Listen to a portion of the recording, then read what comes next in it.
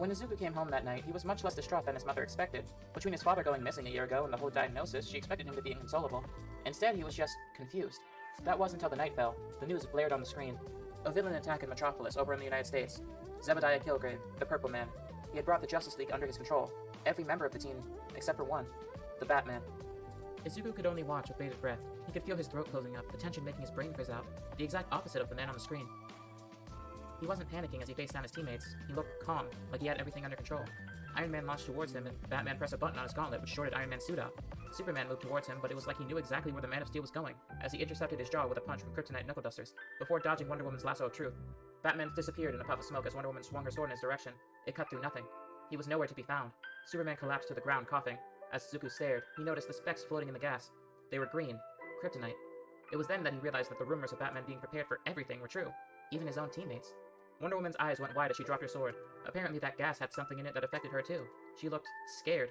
As the fight went on, Izuku couldn't peel his eyes away from the screen. Everything Batman did, as extraordinary as it was explainable. It looked like something he could do. And when Batman came out victorious in the end, holding off his team long enough for backup to arrive and for the day to be saved, Izuku knew, in that moment, his life would never be the same. Years later, 14-year-old Melissa Shield wiped her brow. This was her third attempt at making her own tech. She had watched so many tech-based heroes take the stage. Iron Man, Mr. Terrific, Hardware, just to name a few. She wasn't about to give up on taking her place among them, but just as another one of her designs failed its stress test, crashing out at about 500 pounds of force, well within human levels, she was beginning to think that she'd never accomplish it. Heck, she participated in internships at Stark Industries, and between the other members who went alongside her, like her friend Miles and Izuku, she considered herself among the least adept. She was probably the best when it came to engineering, but their minds just picked things up better than she could. The door behind her opened, as the largest man she would see in her life walked in, casting a shadow over her. "Oh, hey Uncle Mite," she said tiredly. It was, after all, her 20th hour without sleep. "If you want Dad, he's around back, and your father isn't who I came to see, Melissa."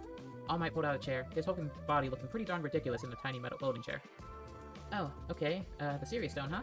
She chuckled. All Might's face didn't budge. "Your father told me what happened," All Might explained. Melissa started sweating instantly.